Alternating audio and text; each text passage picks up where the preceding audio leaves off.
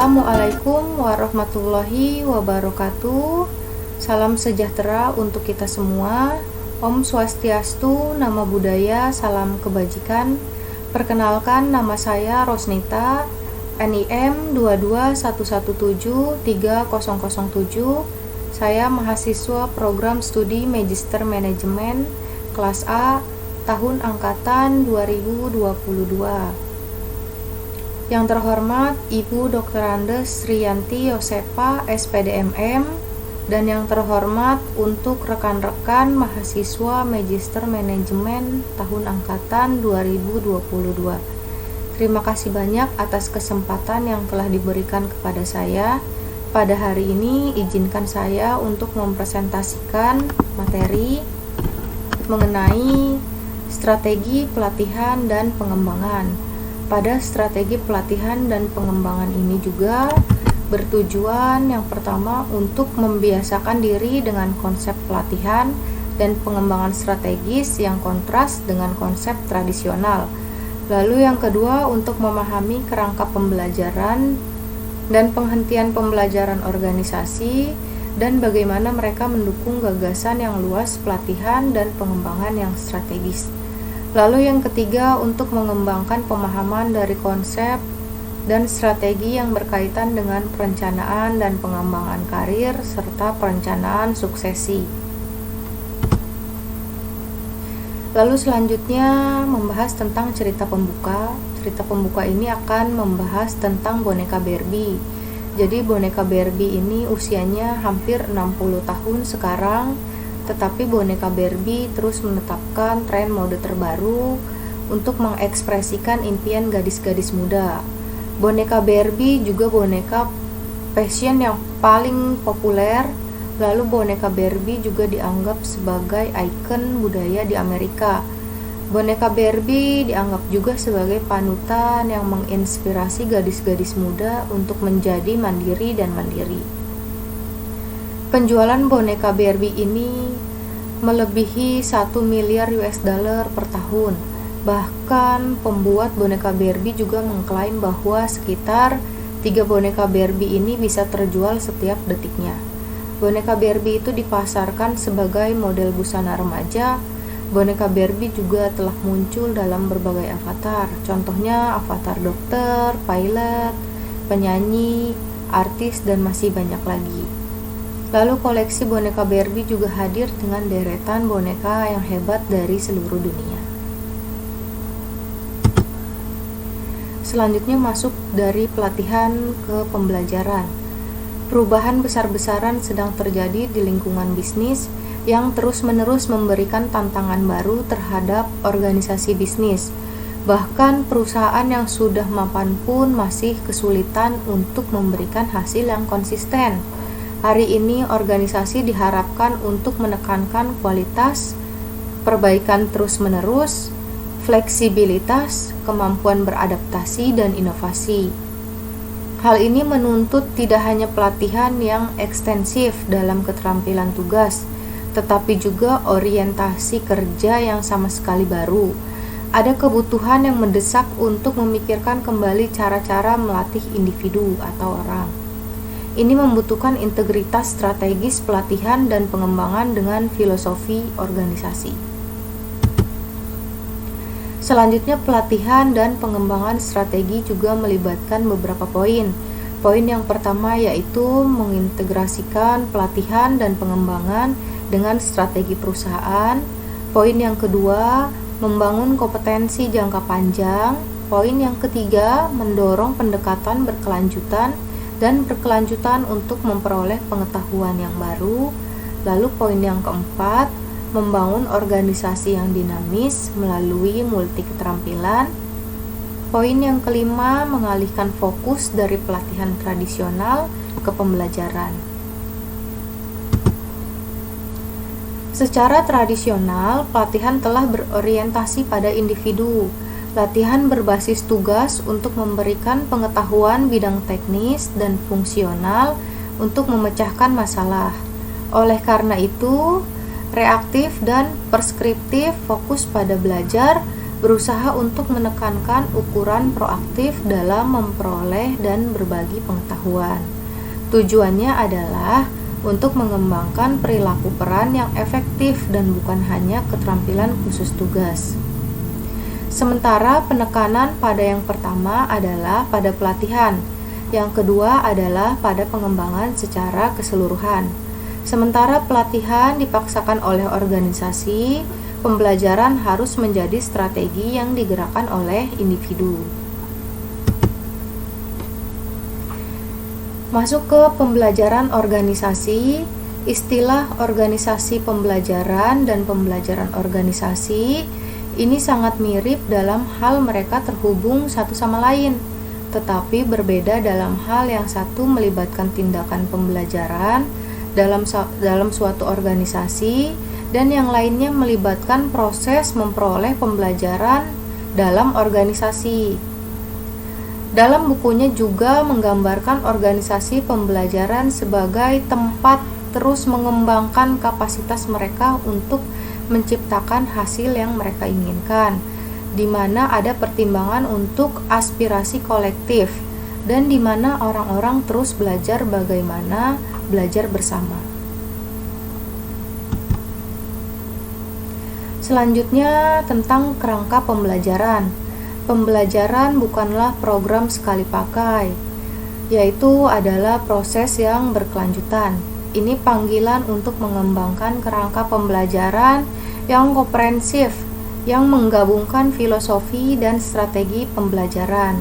Ada kebutuhan untuk orientasi belajar terus-menerus pada bagian dari organisasi.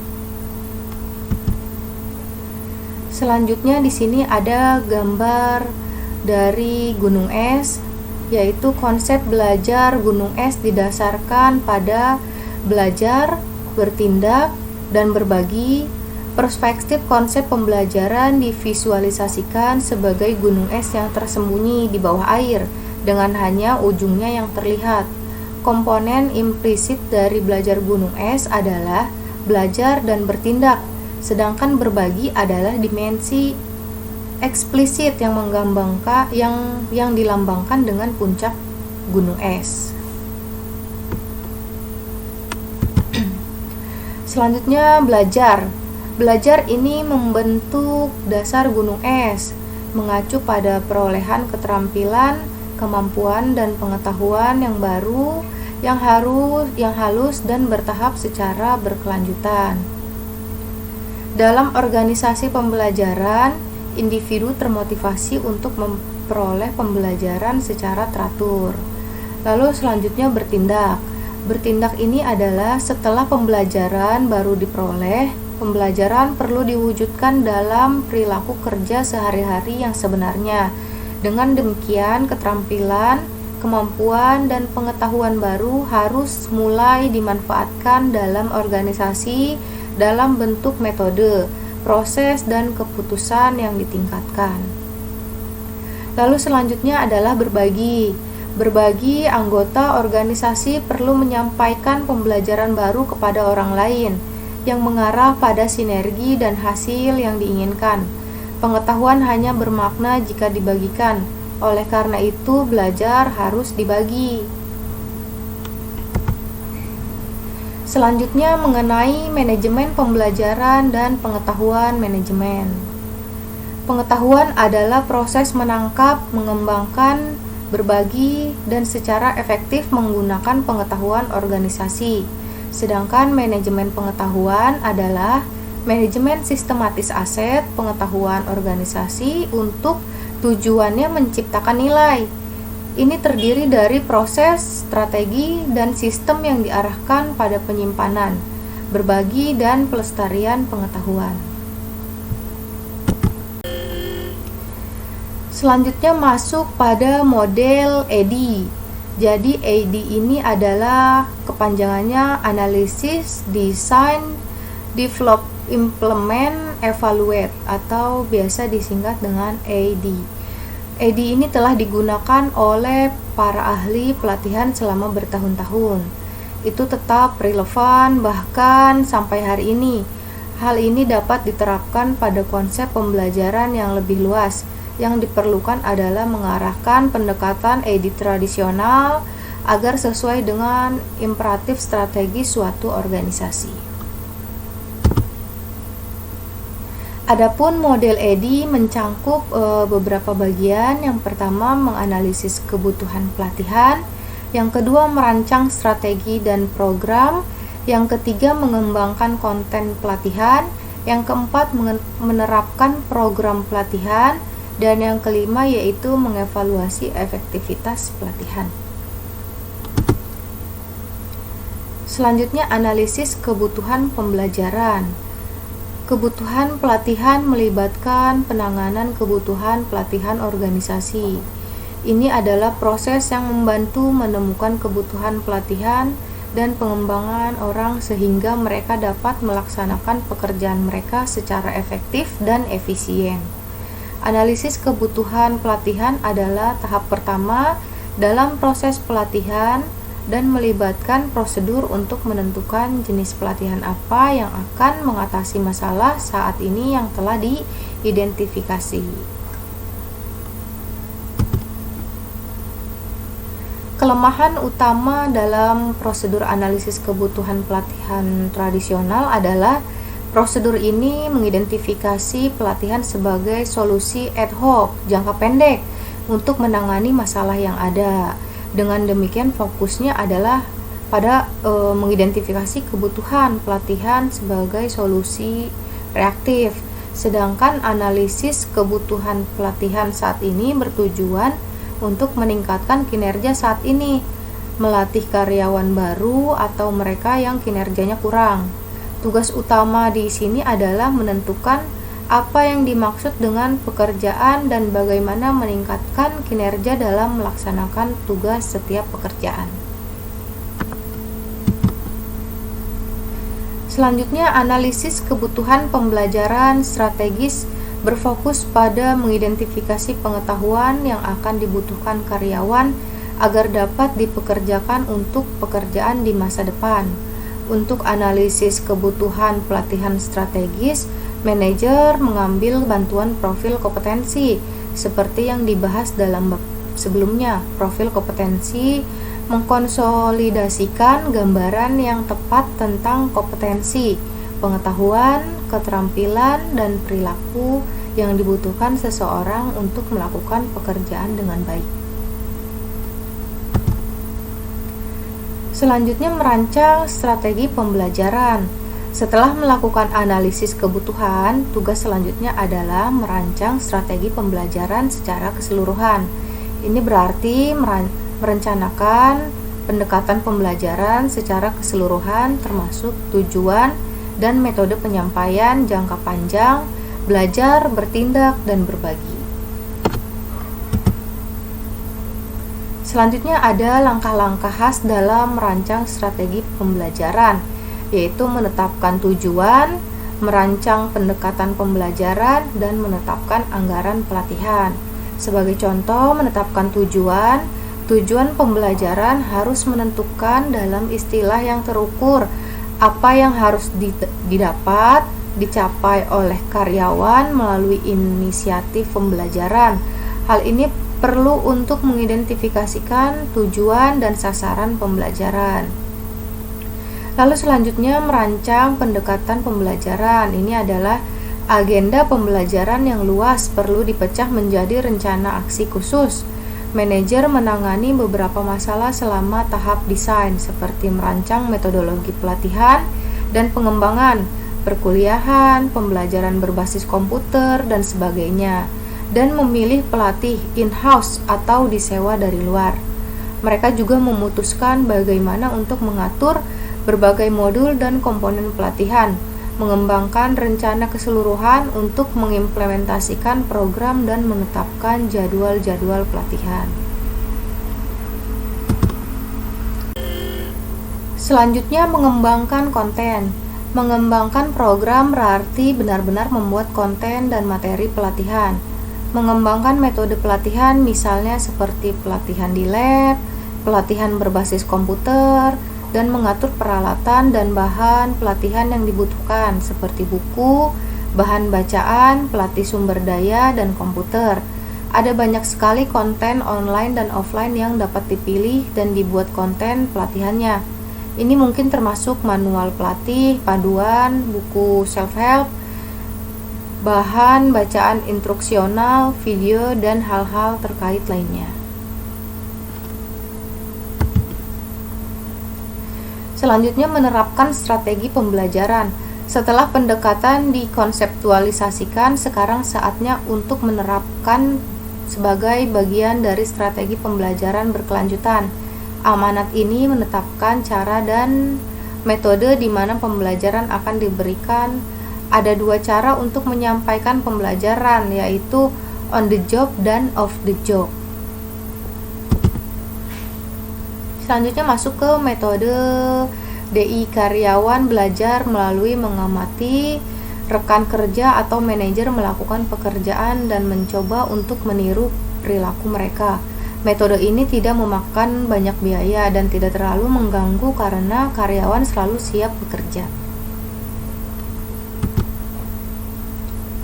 Selanjutnya, train belajar sambil melakukan. Beberapa metode yang umum digunakan adalah yang pertama yaitu pembinaan dan yang kedua adalah mentoring. Sebagai contoh, pembinaan adalah pelatihan atau konsultan yang mengidentifikasi kekuatan dan kelemahan karyawan dan memberikan nasihat tentang bagaimana memanfaatkan kekuatan dan mengatasi kelemahan tersebut. Coaching adalah pendekatan satu ke satu. Ini membantu dalam mengidentifikasi area yang lemah dengan cepat dan mencoba untuk fokus pada mereka. Ini juga menawarkan manfaat mentransfer pembelajaran teori ke praktek. Selanjutnya, rotasi pekerjaan dan teknik instruksional pekerjaan JIT. Sebagai contoh, saya bacakan untuk poin yang ketiga. Rotasi pekerjaan adalah teknik pembelajaran di tempat kerja lainnya. Ini melibatkan seorang karyawan yang berpindah dari pekerjaan ke pekerjaan pada interval yang direncanakan untuk mempelajari berbagai keterampilan. Ini adalah proses pelatihan karyawan dengan merotasi mereka melalui serangkaian pekerjaan yang terkait. Rotasi tidak hanya membuat seseorang mengenal berbagai pekerjaan dengan baik, tetapi juga menghilangkan kebosanan. Rotasi terutama digunakan untuk karyawan tingkat manajerial. Poin yang kelima yaitu terprogram. Ide yang mirip dengan JIT adalah pembelajaran terprogram. Apakah medianya adalah buku teks, PC, atau internet pembelajaran terprogram? Terprogram adalah pembelajaran mandiri selangkah demi selangkah di tempat kerja yang terdiri dari 3 bagian. Yang pertama yaitu menyajikan pertanyaan, fakta, isu, atau masalah pada pelajar. Yang kedua yaitu mengizinkan orang tersebut untuk menanggapi masalah ini. Dan yang ketiga yaitu memberikan umpan balik pada tanggapan dengan instruksi tentang bagaimana dan apa yang harus dilakukan. Selanjutnya poin 6, di sini adalah magang. Magang yaitu sistem pelatihan generasi baru praktisi suatu keterampilan. Metode pelatihan ini sedang populer di bidang perdagangan, kerajinan, dan teknik di mana diperlukan waktu yang lama untuk memperoleh kemahiran serta pelatihan melayani sebagai magang dan para ahli untuk waktu yang lama. Mereka harus bekerja dalam hubungan langsung dengan dan juga di bawah pengawasan langsung atasan mereka. Tujuan dari pelatihan ini adalah untuk membuat peserta pelatihan menjadi pengrajin serba bisa. Ini adalah metode pelatihan yang mahal. Peserta magang dibayar sesuai dengan perjanjian permagangan. Selanjutnya poin yang ketujuh yaitu pengganti dalam metode ini. Seorang atasan memberikan pelatihan kepada bawahan sebagai penggantinya, seperti asisten manajer. Bawahan belajar melalui pengalaman dan pengamatan dengan berpartisipasi dalam menangani masalah sehari-hari. Tujuan dasarnya adalah untuk mempersiapkan bawahan untuk memikul tanggung jawab dan tugas yang penuh. Selanjutnya poin 8 yaitu belajar tindakan. Program pembelajaran tindakan melibatkan analisis dan pemecahan masalah dan pembelajaran dalam prosesnya. Biasanya melibatkan tim dan menugaskan mereka masalah bisnis dunia nyata yang melampaui bidang keahlian mereka yang biasa. Tim juga mengeksplorasi melalui masalah, bertukar pikiran, berkolaborasi dan mencoba memecahkan masalah. Mereka dibantu oleh para ahli melalui pembinaan dan umpan balik. Fokusnya adalah untuk meningkatkan kapasitas belajar karyawan sambil menanggapi tantangan dunia nyata, biasanya dalam tim lintas departemen.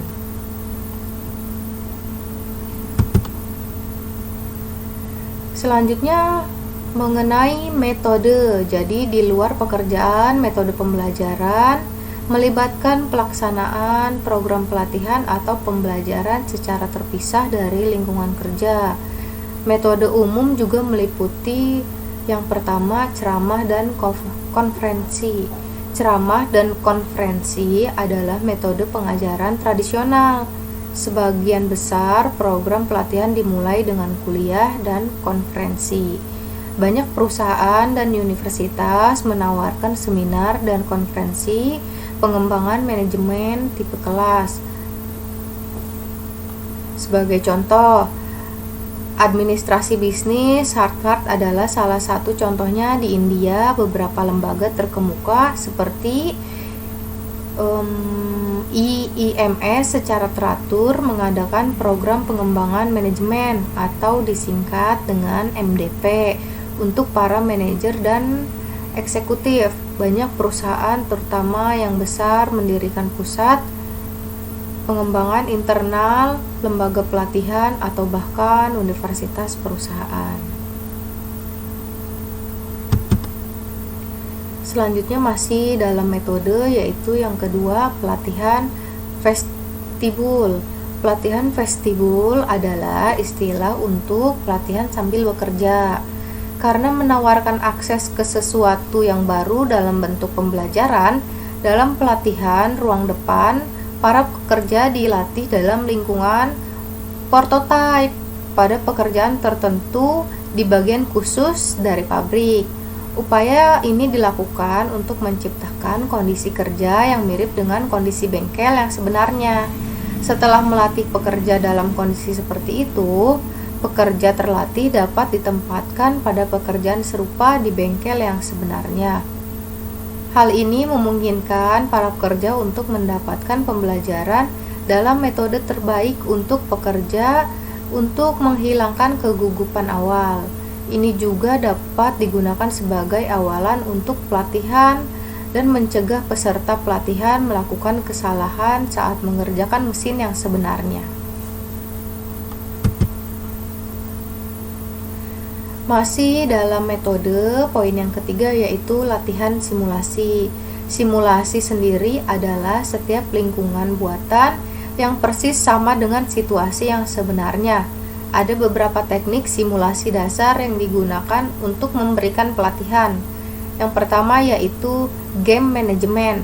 Jadi game management memungkinkan peserta untuk belajar dengan membuat keputusan yang realistis dalam situasi hipotesis atau simulasi. Permainan ini dirancang dengan benar membantu menanamkan kebiasaan berpikir, kemampuan yang analitis, logis, dan penalaran pentingnya kerja tim, manajemen waktu untuk membuat keputusan yang kekurangan informasi lengkap, komunikasi, dan kemampuan kepemimpinan.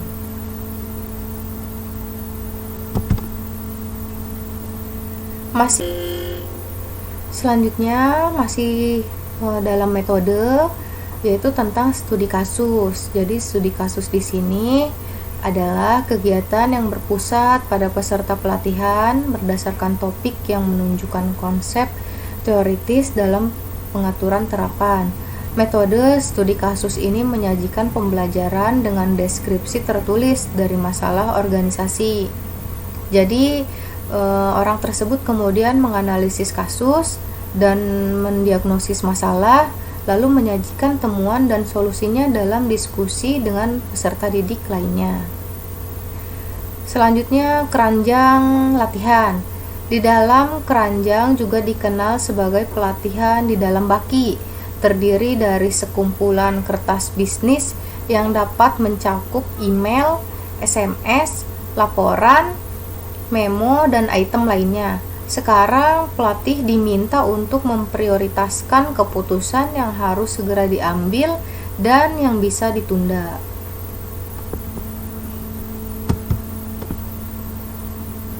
Selanjutnya yaitu role playing.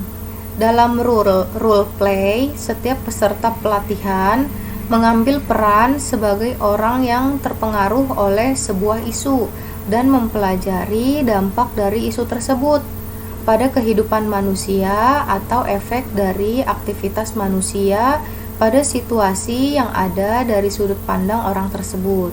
Secara khusus, bermain peran memberikan kesempatan yang berharga bagi peserta pelatihan untuk mempelajari tidak hanya konten kursus tetapi juga perspektif lain tentangnya.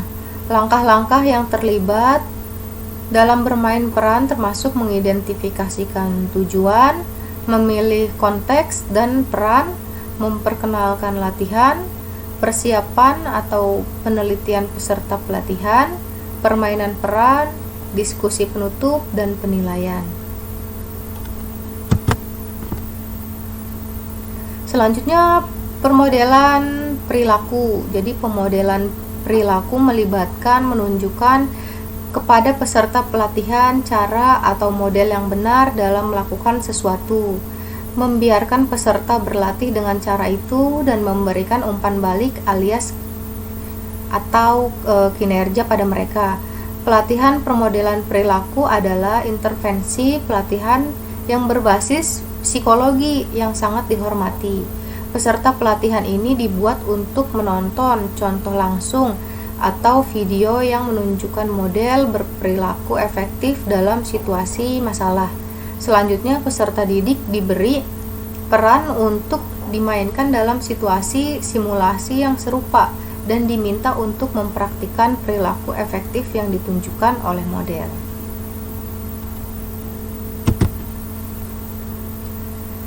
Poin keempat yaitu pelatihan sensitivitas. Nah, pelatihan sensitivitas juga dikenal sebagai pelatihan laboratorium.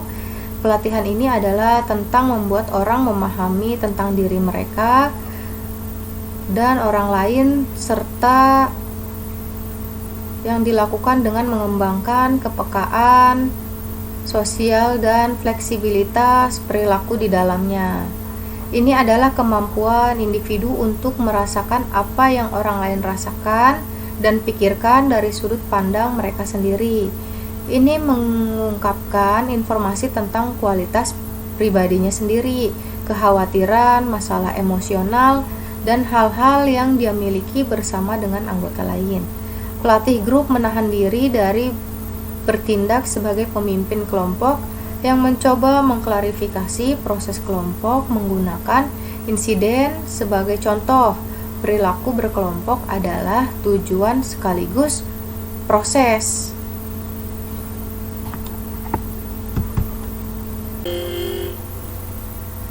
Selanjutnya, poin kelima yaitu tentang analisis transaksional. Ini memberikan peserta pelatihan dengan metode yang realistis dan berguna untuk menganalisis dan memahami perilaku orang lain. Dalam setiap interaksi sosial, ada motivasi yang diberikan oleh seseorang dan reaksi terhadap motivasi yang diberikan oleh orang lain. Hubungan motivasi dan reaksi antara dua orang ini dikenal sebagai transaksi. Analisis transaksional ini dapat dilakukan oleh ego atau sistem perasaan yang disertai dengan serangkaian keadaan perilaku individu yang terkait. Selanjutnya, membahas tentang e-learning. Jadi e-learning telah menjadi bagian penting dari masyarakat saat ini, terdiri dari berbagai pendekatan digitalisasi, komponen dan metode penyampaian untuk memberikan pembelajaran.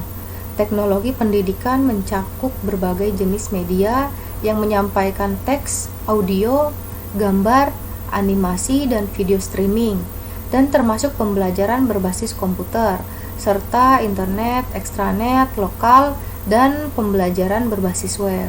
Sistem informasi dan komunikasi mendasari proses dari e-learning. Selanjutnya yaitu metode e-learning dapat diklasifikasikan ke dalam dua kategori. Yaitu yang pertama synchronous learning, yang artinya synchronous itu pada waktu yang sama. Komunikasi sinkron antara dua orang mengharuskan mereka untuk hadir pada waktu tertentu. Ini melibatkan interaksi peserta dengan instruktur melalui web secara real time. Misalnya, di ruang kelas virtual, peserta berinteraksi satu sama lain dan instruktur melalui pesan instan, obrolan, konferensi audio dan video, dan sebagainya. Dan semua sesi dapat direkam dan diputar ulang. Ini menawarkan keuntungan dari pemantauan berkelanjutan dan kemungkinan kolaborasi global antara pelajar. Contoh, pembelajaran sinkron adalah obrolan dan pesan instan, konferensi video, audio, webcasting langsung, berbagai aplikasi dan papan tulis, dan ruang kelas virtual.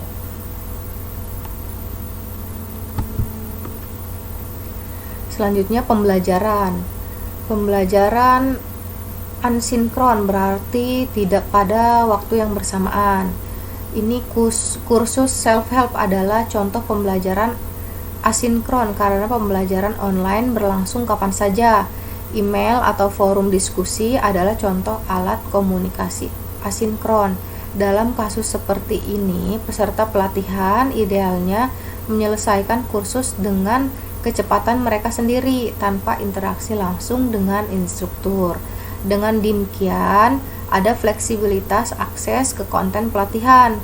Ini memfasilitasi interaksi antara peserta melalui papan pesan, papan buletin, dan forum diskusi. Contoh pembelajaran asinkron adalah alat bantu audio visual.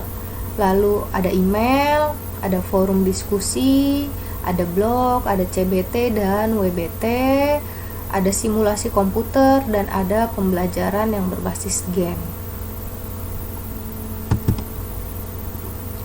Selanjutnya, berbagai jenis mekanisme e-learning yang umum digunakan saat ini adalah belajar mandiri. Saat ini adalah metode yang paling umum yang menggunakan wiki, blog, dan bahan bacaan berbasis komputer apapun untuk memberikan pembelajaran pada karyawan. Hal ini juga memungkinkan peserta didik untuk menyelesaikan pertanyaan dan keraguan mereka. Lalu ada alat bantu video atau audio.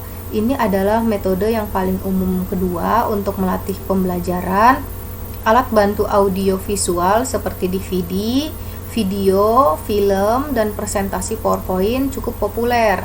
Ini digunakan ketika ada kebutuhan untuk menunjukkan proses atau peristiwa tertentu, seperti tur visual pabrik, atau ketika ada kebutuhan untuk menggambarkan beberapa urutan, seperti mengajar operasi mesin.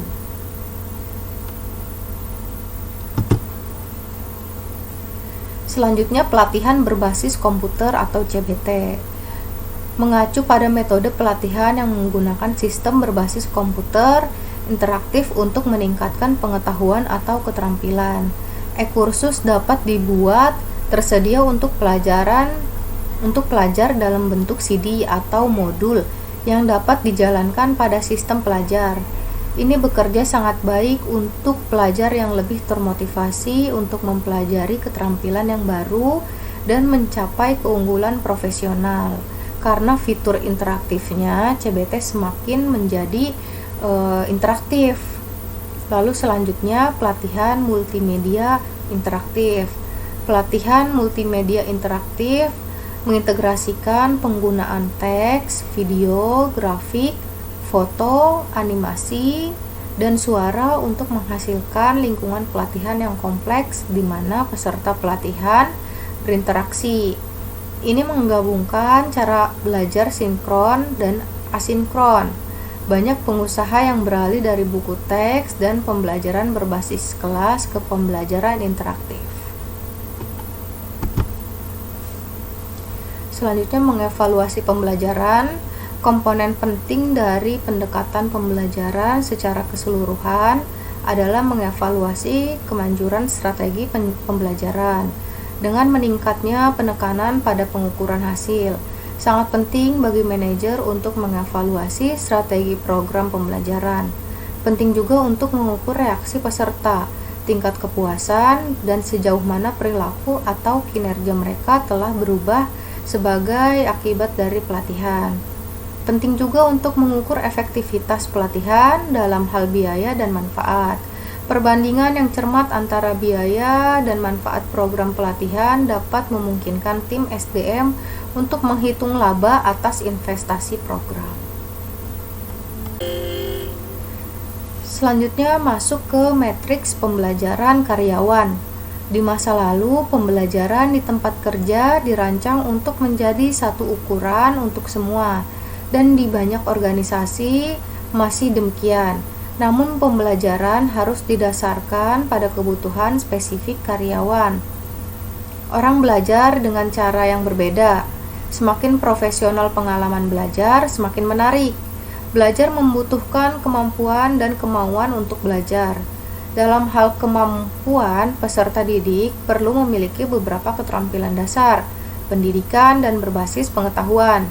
Dalam hal kemauan, mereka perlu memiliki motivasi dan dorongan yang diperlukan untuk belajar. Jarang peserta didik akan menunjukkan keseragaman dalam hal kemampuan dan kemauan untuk belajar. Orang dengan demikian berbeda dalam pendekatan mereka untuk belajar. Dalam menciptakan lingkungan belajar, manajer oleh karena itu harus mengatasi beberapa masalah. Selanjutnya ada 4 kategori karyawan menurut matriks adalah yang pertama, kemampuan tinggi, kemauan tinggi, berprestasi. Mereka adalah individu-individu yang memiliki tingkat kemampuan dan kemauan yang tinggi untuk belajar. Mereka adalah karyawan bintang yang terutama bertanggung jawab untuk memaksimalkan kinerja organisasi. Mereka adalah pembelajar yang bersemangat dan cepat, dan karenanya investasi yang mereka lakukan di dalamnya hampir selalu diperoleh kembali dalam bentuk pengembalian yang lebih besar. Mereka perlu dikembangkan sebagai pemimpin dan penentu tren. Strategi pembelajaran. Mereka sering dijunjung sebagai juara, sebagai duta, dan agen perubahan yang memotivasi orang lain untuk belajar. Mereka juga calon potensial untuk merencanakan suksesi di masa depan.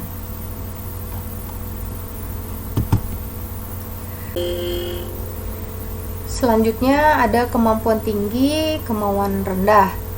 Pemalas mereka adalah mereka yang memiliki kemampuan tetapi enggan berusaha untuk belajar. Ini biasanya adalah orang-orang tipe B. Mereka lebih suka belajar, bekerja lebih sedikit, dan sering menganggur. Jika diberi insentif, tantangan, dan motivasi yang tepat, mereka juga dapat dipersiapkan untuk belajar dan mencari pengetahuan yang baru. Selanjutnya ada kemampuan rendah, kemauan tinggi. Pelaku ini adalah individu yang tidak memiliki kemampuan yang dibutuhkan tetapi memiliki keinginan dan dorongan untuk belajar. Mereka memiliki potensi untuk berkembang. Sebagian besar mereka menderita baik kelangkaan keterampilan atau kurang percaya diri. Pelaku membutuhkan konseling yang hati-hati dan empati untuk mendorong mereka meningkatkan kompetensi mereka melalui pembelajaran. Mereka dapat dimanfaatkan dengan baik karena mereka adalah pembelajaran yang bersemangat. Selanjutnya ada kemampuan rendah dan kemauan juga rendah. Strivers ini adalah individu yang tidak memiliki kemampuan atau keinginan untuk belajar. Mereka adalah lamban dan biaya bagi perusahaan. Mereka biasanya orang yang salah di tempat yang salah juga. Selama ini mereka harus berjuang untuk bertahan hidup, entah mereka perlu disalurkan ke arah yang benar atau manajemen mungkin mempertimbangkan kembali kelangsungan dan keberadaan mereka dalam organisasi.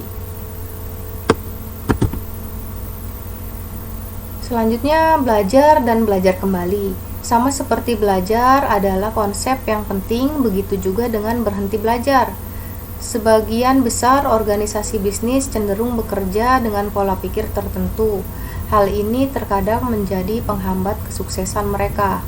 Untuk memahami tantangan bisnis yang mengintai, organisasi bisnis perlu keluar dari pola pikir masa lalu.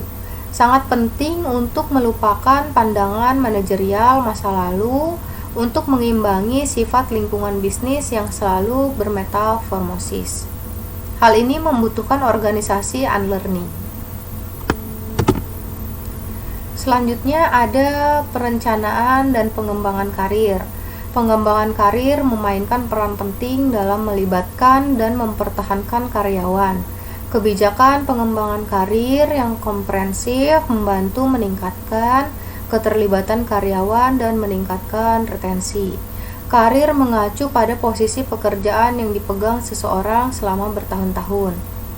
Pengembangan karir adalah seri yang kegiatan pelatihan, pengembangan, dan promosi yang berkontribusi pada keberhasilan dan pemenuhan karir seseorang. Perencanaan karir adalah proses yang disengaja untuk mengidentifikasi keterampilan, minat, pengetahuan, dan karakteristik karyawan lainnya. Menetapkan tujuan yang berhubungan dengan karir dan menetapkan rencana tindakan untuk mencapai tujuan tersebut. Manajemen karir adalah proses yang memungkinkan karyawan untuk lebih memahami dan mengembangkan keterampilan dan minat karir mereka dan menggunakan keterampilan dan minat ini secara efektif atau baik di dalam perusahaan maupun setelah mereka meninggalkan perusahaan. Selanjutnya ada sistem manajemen karir. Organisasi menyebarkan berbagai jenis alat manajemen karir. Beberapa alat pengembangan karir yang biasa digunakan oleh organisasi modern adalah yang pertama yaitu pusat karir. Pusat karir adalah tempat atau offline atau online yang menyediakan akses ke materi pengembangan karir kepada karyawan. Pengusaha membuat perpustakaan yang berisi buku dan bahan bacaan yang membantu karyawan untuk meningkatkan pembelajaran mereka dan membuat diri mereka memenuhi syarat untuk pilihan karir. Pusat karir ini memiliki pelatih berpengalaman untuk membimbing karyawan mengembangkan peta karir mereka sendiri. Mereka membantu karyawan mengkristalkan tujuan karir mereka dan mencapainya. Selain pelatihan, pengembangan karir, dan dukungan tindak lanjut, pusat-pusat ini menyediakan berbagai alat penilaian dan perencanaan karir. Selanjutnya ada lokakarya perencanaan karir. Jadi lokakarya perencanaan karir adalah acara pembelajaran yang direncanakan di mana peserta diharapkan untuk terlibat secara aktif, melakukan latihan perencanaan karir, dan berpartisipasi dalam sesi latihan keterampilan karir. Lokakarya tipikal mencakup pelatihan penilaian diri, penilaian tren pekerjaan yang penting, penetapan tujuan, dan perencanaan. Lokakarya karir menggunakan alat bimbingan kejujuran untuk membantu karyawan mengidentifikasi kesenjangan karir, keterampilan yang terkait, dan kebutuhan pengembangan untuk mereka. Selanjutnya penilaian berorientasi karir. Penilaian kinerja seharusnya tidak hanya memberitahu seseorang bagaimana dia telah melakukannya. Mereka juga harus memberi dasar untuk menghubungkan kinerja karyawan, minat karir, dan kebutuhan pengembangan ke dalam rencana karir yang koheren. Penilaian kinerja yang efektif memberikan kesempatan untuk mendiskusikan dan menghubungkan kinerja karyawan, minat karir, dan kebutuhan pengembangan ke dalam rencana karir yang koheren. Tujuan utamanya adalah untuk membantu manajer dan karyawan menerjemahkan penilaian kinerja karyawan ke dalam rencana dan tujuan pengembangan yang nyata.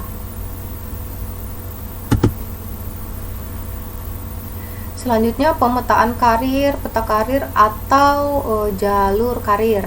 Memberi karyawan peta jalan yang jelas yang menguraikan apa yang diperlukan untuk mendapatkan dari posisi mereka saat ini ke tempat yang mereka inginkan. Sebuah peta karir adalah visual pendekatan terkodifikasi untuk manajemen karir. Peta karir menampilkan rute alternatif untuk pertumbuhan dalam sebuah organisasi. Banyak organisasi saat ini yang memungkinkan individu untuk membangun jalur karir mereka sendiri dengan bantuan mentor mereka. Melalui jaringan komputer, pekerja dan manajer sama-sama memiliki akses ke semua peta karir dalam suatu organisasi. Pembinaan dan bimbingan. Banyak organisasi telah menerapkan program dan bimbingan formal untuk pengembangan karir.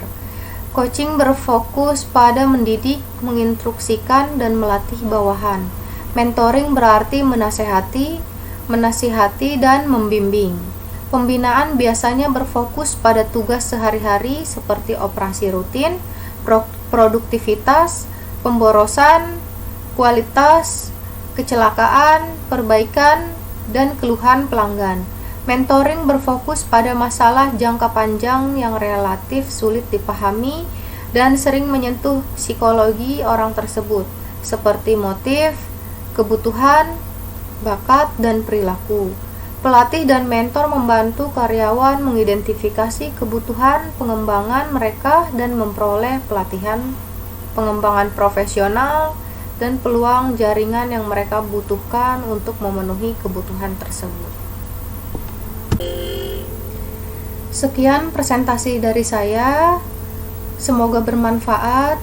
Jangan lupa like, komen, dan subscribe. Terima kasih banyak untuk yang telah menonton. Saya ucapkan wassalamualaikum warahmatullahi wabarakatuh.